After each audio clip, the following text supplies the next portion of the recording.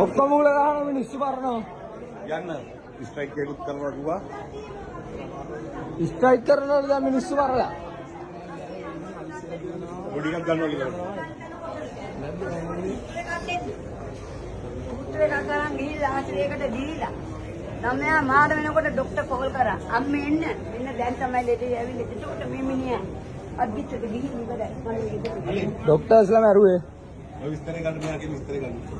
ડોක්ටර්ස්ලා ඔය කියන්නේ නෑ මේ නංගි දන්නේ මම නෙවෙයි නංගි යන්න පුතේ නංගි කියන්නේ ඊයේ ඉඳන් වෙච්ච සිද්ධිය මේකට නියගෙන් ආවේ පොලිසියෙන් ගෙනාවේ ළමයා පොලිසියෙන් මට කෝල් කරා ඒ පාර මං අපි එනකොට ලෙඩාගෙන ආලා කිසි අමාරුවක් නැදේ කියලා කිව්වා මං කිව්වා මගේ පුතා මේ මං ආවා දොස්තර ළඟට ගෙනිච්චා මං පුතාට අමාරුයි බලන්න බැලුවේ නෑ අමාරු නෑ කියන් හිටියා කටින් පුතත් කිව්වා මගේ පුතාට අමාරුයි පුතත් කිව්වා මට අමාරුයි ડોක්ටර් කියලා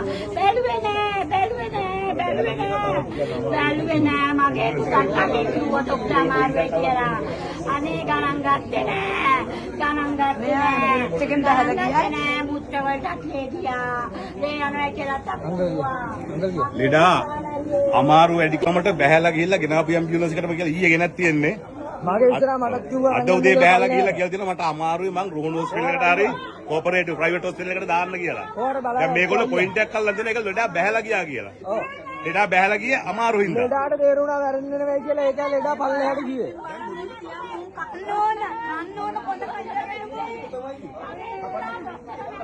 අපිට කේස් එකක් කියනවා මිනිස්සු අසරණකමට යන තැන් මේ මිනිස්සු අසරණාම යන තැන් වල මිනිස්සු කලකල විදිය අන්න ඕන කොලක ඉඳගෙන බලලා ගන්න අමාරු කලබලයක් නෑනේ ඕක උදාකෝ දෙයක් කරේ නෑ පොල්ල කටින් කිව්වා අමාරුයි කියලා ඒ ගණන් ගත්තේ නෑ මේගොල්ලෝ පොඩ්ඩ මිස්ටේක් කළාම ස්ට්‍රයික් එකට ලෑස්ති වෙන්නේ ඒක තමයි මේගොල්ලෝ දන්න උපරිම දේ ස්ට්‍රයික් කරන්න දැන් ස්ට්‍රයික් කරනවා මේ මිනිස්සු මරුණාම මේ ඊයේ ගෙලන්න දාපු ට්‍රොලිය තාම තියෙන්නේ ලෙඩා මොනවා කියද්ද මේ කරේ මේකෝ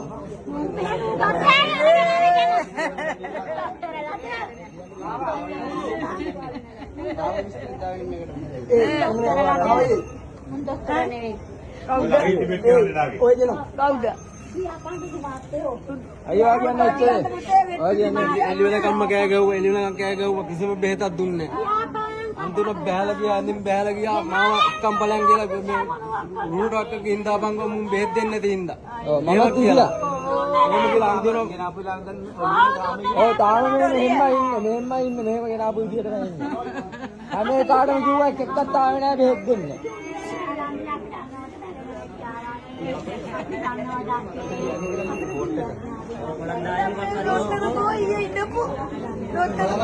ඌ කොහෙ ගිහිල්ලයි දැන් ඌ එන්නේ නෑ දැන්